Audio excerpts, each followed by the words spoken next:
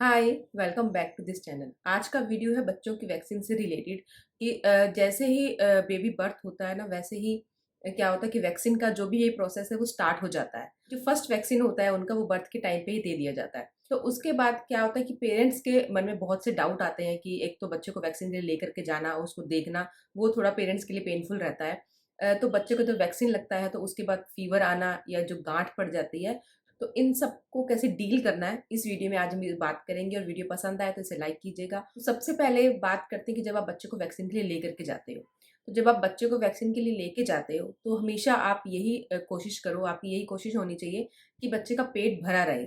क्योंकि जब आप वैक्सीन के लिए लेके जाते हो तो वो प्रोसेस बच्चे के लिए थोड़ा ईज़ी हो जाता है। अगर बच्चा पहले ही भूख से अगर परेशान रहेगा तो वहाँ पे ये जो वैक्सीन का प्रोसेस है वो थोड़ा बच्चा और ज़्यादा इरिटेट हो जाता है उस टाइम पे। तो इसलिए जब भी आप जा रहे हो तो पहले ही बच्चे को, अगर 6 महीने तक का बच्चा है तो उसे अच्छे से फीड करा के लेकर जाओ। या अगर बच्चा खाने पीने वाली एज का है तो उसको अच्छे से पेट भर के आप खिला के लेके जाओ। कभी होता है कि जो क्लिनिक है थोड़ा दूर है तो हमें जाने में टाइम लग जाता है, तो आप बच्चे के लिए रास्ते में कुछ स्नैक्स लेके जा सकते हो। या ये भी होता है कि अगर आप क्लिनिक पे जाते हो तो वहाँ पे भी कुछ क्लिनिक में होता है कि आप बच्चे को, अगर 6 महीने तक का बच्चा है तो वहाँ पे आप उसको फीड करवा सकते हो। तो वैक्सीन से आधा पौना घंटा पहले तक या आधा 1 घंटा पहले तक बच्चे को कुछ अच्छे से खिला करके लेके जाओ। और वैक्सीन के बाद बोला जाता है कि जो डॉक्टर रिकमेंड करते हैं कि आधा 1 घंटे तक, वैसे आधा घंटा आप मान लीजिए कि बच्चे को आपको कुछ नहीं खिलाना-पिलाना होता है। ज़्यादातर जो पीडियाट्रिशियन है वो ये रिकमेंड करते हैं, या कुछ पीडियाट्रिशियन ये भी कहते हैं कि आप वैक्सीन के तुरंत बाद, जैसे बच्चा रो रहा है, 6 महीने तक का बच्चा है, तो उसको कंसोल करने के लिए आप फीड करवा सकते हो। ये आप अपने डॉक्टर से पूछ सकते हो जब भी आप वैक्सीन के लिए जा रहे हो कि आप कब बच्चे को कुछ खिला सकते हो या फीड करवा सकते हो। और नेक्स्ट होता है इसमें कि अगर बच्चा छोटा है तो आप उसके लिए कोई खिलौना लेके जा सकते हो जो उसका फेवरेट टॉय होता है। तो उससे क्या होता है, वैक्सीन के तुरंत बाद बच्चे का माइंड डाइवर्ट कर सकते हो आप, कि अगर बच्चे का फेवरेट टॉय, ज़्यादातर बच्चों का होता है कि उनका एक फेवरेट टॉय होता है जो हमेशा उनको अपने पास रखना है, तो आप वो साथ में लेके जा सकते हो। और 6 महीने तक का बच्चा है, उससे छोटा बच्चा है, तो उसको तो बस मम्मी मिल जाए तो बस वो तुरंत कंसोल हो जाएगा। तो इसलिए जब भी आप वैक्सीन के लिए जा रहे हो तो ये चीज़ और ट्राई करो कि हमेशा जो मम्मी है, मदर है, वो बच्चे के साथ में जाए, अगर बच्चा मम्मी से ही कंसोल होता है तो। अब बच्चे को जब वैक्सीन के बाद, जब भी आप वैक्सीन के लिए जा रहे हो तो आपको हमेशा ये ध्यान रखना है कि बच्चा हेल्दी कंडीशन में हो, कि बच्चा हेल्दी हो, उसको कोई फीवर नहीं होना चाहिए, खांसी जुकाम या स्टमक इश्यू कुछ भी नहीं होना चाहिए। तब डॉक्टर भी प्रेफर करेंगे वैक्सीन लगाना, नहीं तो आपका जो विजिट है वो बेकार जाएगा। क्योंकि डॉक्टर, अगर बच्चा हेल्दी नहीं है तो डॉक्टर उस कंडीशन में बच्चे को वैक्सीन नहीं देते हैं। क्योंकि क्या होता है ना, एक तो वैक्सीन क्या रिएक्शन कर रही है और बच्चे की तबीयत पहले से ही खराब है तो वो नहीं समझ में आता है।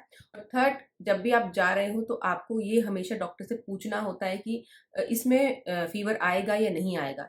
वैसे ये डिपेंड भी करता है कि आप कौन-सा वैक्सीन आप लगवा रहे हो। एक होता है पेनफुल और एक होता है पेनलेस। तो पेनफुल में क्या होता है कि ऐसा नहीं होता है कि पेनलेस लगेगा तो जो सुई चुभेगी तो दर्द नहीं होगा। दर्द बच्चे को दोनों में होता है। बस पेनलेस में ये होता है कि बाद में जो फीवर आता है, वो बच्चे को नहीं होता है। और फीवर के लिए जो भी डॉक्टर मेडिसिन दे रहे हैं, पैरासिटामोल दे रहे हैं या क्रोसिन जो भी दे रहे हैं, उसकी आप डोज़ हमेशा पूछोगे। क्योंकि क्या होता है, बच्चे की एज के अकॉर्डिंग, उसके वेट के अकॉर्डिंग डोज़ चेंज होती है। और अगर बच्चे को उससे पहले अगर फीवर आ जाता है, आप बच्चे को मतलब गीले कपड़े से आप उसको स्पंज कर सकते हैं, उसका टेम्परेचर कम करने के लिए। लेकिन आपको जो मेडिसिन है वो आपको 6 घंटे के बाद ही दोबारा देनी होती है।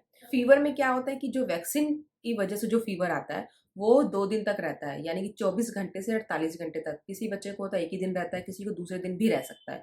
तो उसमें ये होता है कि अगर 48 घंटे के बाद भी अगर बच्चे को फीवर आ रहा है, तो आपको ये नहीं सोचना है कि वैक्सीन की वजह से आ रहा है।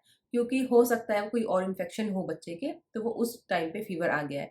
तो इसलिए अगर 48 घंटे के बाद बच्चे को फीवर आता है, तो दोबारा से आपको डॉक्टर को कंसल्ट करना है। और अगर जो वैक्सीन की वजह से 2 दिन में जो फीवर आता है, वो अगर आपको मेडिसिन आप बच्चे को दे रहे हो उसके बाद भी नहीं उतर रहा है, अगर उसके बाद भी नहीं उतर रहा है, 100 से ऊपर जा रहा है, तब भी आपको डॉक्टर को बताना है। क्योंकि ज़्यादा अगर फ़ीवर होगा तो कभी-कभी क्या होता है कि कहते हैं कि बच्चे के दिमाग पे चढ़ जाता है। तो इसलिए अगर बच्चे का, अगर दवाई के बाद भी नहीं बुखार उतर रहा है, तो आपको डॉक्टर को ज़रूर बताना है। नेक्स्ट कि बच्चे के क्या होता है, गाँठ हो जाती है वैक्सीन के बाद। ये एक जो कमेंट है मेरे पास बहुत ज़्यादा आता है, बहुत, कि बच्चे की गाँठ हो गई है, कैसे ठीक होगी? देखिए, जो फर्स्ट वैक्सीन होता है बीसीजी का वैक्सीन, इसमें गाँठ होती ही होती है। और ये इसलिए भी कहा जाता है कि अगर वो गाँठ हुई है, अगर वो पका है, तो इसका मतलब जो वैक्सीन का जो रिएक्शन बॉडी में होना चाहिए, वो हुआ है, यानी कि दवाई जो है असर कर रही है। क्योंकि जो बीसीजी का वैक्सीन है ना, वो पक जाता है, पीला सा जैसे फुंसी टाइप की होती है वैसे हो जाता है, वो फट भी जाता है, कभी पस आने लगता है, वो लेकिन वो फिर से ठीक हो जाता है। किसी किसी बच्चे को होता है 1 से 2 महीने, 2.5 महीने, 3 महीने भी लग जाते हैं उसको कंप्लीटली ठीक होने में। क्या होता है कि एक बार ठीक हो गया, पूरी तरह से दब गया, थोड़े टाइम बाद वो फिर से उभरने लगता है, फिर फुंसी-सी होने लगती है, पकने लगता है। तो ऐसा 2-3 बार भी हो सकता है। लेकिन अगर वो बीसीजी का वैक्सीन है तो उसमें कोई डरने वाली बात नहीं है। फिर भी अगर आप चाहते हो तो आप अपने डॉक्टर से कंसल्ट कर लो कि उसमें आपको कुछ मेडिकेशन तो नहीं करना है कि बच्चे को इन्फेक्शन ना बढ़ जाए। बट बीसीजी के वैक्सीन के बाद ये सब होना बहुत ही नॉर्मल है। लेकिन अगर कोई और वैक्सीन बच्चे के लगा है, ज़्यादातर होता है कि 1 से 1.5 महीने पे, 2.5 महीने पे, साढ़े 3-4 महीने पे ऐसे जो वैक्सीन लगते हैं, उनमें गाँठ होती है, फीवर आता है। तो गाँठ जो होती है वो होता है कि हफ्ते 10 दिन तक भी रह सकती है, 15 दिन तक भी रह सकती है। मेरा पर्सनल एक्सपीरियंस है कि 2 ढाई महीने तक भी वो गाँठ रह गई थी मेरे बेटे के। तो मैंने डॉक्टर से जब कंसल्ट किया था तो उन्होंने बोला था कि ये हो जाती है, कोई 1-2 वैक्सीन थे, उसके बाद ये होना बहुत ही नॉर्मल है, 2 ढाई महीने भी लग सकते हैं उसको जाने में। लेकिन उस गाँठ से बच्चे को कोई प्रॉब्लम नहीं हो रही है, आप वहाँ प्रेस कर रहे हो, बच्चे को कोई पेन नहीं हो रहा है, बच्चे को चलने में कोई दिक्कत नहीं हो रही है, बच्चा जो भी डेली एक्टिविटी है वो कर पा रहा है, अपना जो पैर है वो फ्रीली मूव कर पा रहा है, तो कोई भी टेंशन की बात नहीं है। हाँ, अगर ये हो रहा है कि वो गाँठ जो है आपको लग रहा है कि नहीं, आपको प्रेस करने में पेन हो रहा है बच्चे को, बच्चा सही से चल नहीं पा रहा है या सही से अपनी जो लेग है वो मूव नहीं कर पा रहा है, तो एक बार आप डॉक्टर से पूछ लीजिए। और गाँठ जो रहती है वो जहाँ वैक्सीन लगा होता है, उसके आस-पास थोड़े से एरिया में वो गाँठ रहती है, थोड़ा-सा एरिया रहता है उसके आस-पास का, वो प्रेस करने पे आपको फ़ील होगा। लेकिन अगर आपको लग रहा है कि जो गाँठ है वो थोड़ी बड़ी है, रेडनेस रह रही है, स्वेलिंग है या आपको थोड़ा-सा फूला हुआ सा लग रहा है, उठा हुआ सा लग रहा है वहाँ से और हाथ लगाते हो तो बच्चा थोड़ा डिस्कम्फर्ट हो जाता है। तो ये आप डॉक्टर से ज़रूर पूछिए, क्योंकि कभी-कभी होता है कि कुछ वैक्सीन होते हैं वो सही नहीं लगते हैं या थोड़ी जल्दबाज़ी में लग जाते हैं या मतलब बच्चे की बॉडी के साथ अलग-अलग दवाई अलग-अलग रिएक्ट करती है। तो आप डॉक्टर से एक बार ज़रूर कंसल्ट कर लीजिए। वैसे जनरली जो भी होता है, जो बच्चों की गाँठ हो जाती है वैक्सीन के बाद, उसमें ये होता है कि पहले आप या तो आइस से मतलब आइस क्यूब बर्फ़ से सेकाई करो, उसके 1-2 दिन बाद होता है कि उसके बाद आप गरम सेकाई करो। अब गरम सेकाई भी इतनी ज़्यादा गरम नहीं, थोड़ी हल्की गरम कपड़े से आप सेकाई कर सकते हो, लेकिन आप इतना ध्यान रखो कि पहले उसको आप टेस्ट कर लो कि वो बहुत ज़्यादा गरम ना हो, क्योंकि छोटे बच्चों की स्किन बहुत सेंसिटिव होती है, ज़रा-सा भी अगर उनको गरम लग जाएगा तो वहाँ पूरी स्किन रेड पड़ जाएगी। और जो गाँठ अगर बच्चे की पड़ गई है, आपको लग रहा है कि काफ़ी टाइम हो गया, नहीं ठीक हो रही है, तो आप वहीं से आपको दिखाना है जहाँ से आपने वैक्सीन लगवाया है। वही आपको सही बता पाएँगे कि किस तरह का वैक्सीन किसने लगाया, कैसे लगाया और ये गाँठ क्यों पड़ गई है। नेक्स्ट पॉइंट इसमें आता है कि जो ज़्यादातर पेरेंट्स के दिमाग में होता है कि वैक्सीन के बाद बच्चे की मसाज करनी है या नहीं करनी है, या जो फ़ीवर आता है बच्चे को नहलाना है या नहीं नहलाना है। तो वो आप पे डिपेंड करता है कि आपकी क्या चॉइस है और बच्चे पे डिपेंड करता है कि बच्चे की कंडीशन कैसी है। अगर लग रहा है कि फ़ीवर ज़्यादा है, बच्चा मतलब थोड़ा अनईज़ी फ़ील कर रहा है, ठीक नहीं उसको फ़ील हो रहा है, तो आप मसाज और नहलाना 2 दिन के लिए जब तक बच्चे को फ़ीवर रहता है आप स्किप कर सकते हो। लेकिन अगर आपको लग रहा है कि बच्चा ठीक है, एक्टिव है, प्लेफुल है, उसको कोई भी किसी तरह की कोई परेशानी नहीं हो रही है, तो आप बच्चे की मसाज भी कर सकते हो और नहला भी सकते हो। क्योंकि ये होता है कि जब हमने उसको मेडिसिन दे कर के रखी है, तो उस टाइम पे बच्चे को फ़ीवर नहीं है, तो आप बच्चे को आराम से नहला सकते हो। लेकिन जब आप मसाज कर रहे हो, तब आपको ध्यान रखना है कि जो वैक्सीन वाला एरिया है, वहाँ पे आपको 3-4 दिन तक मसाज नहीं करनी है, वहाँ पे आपको रब नहीं करना है।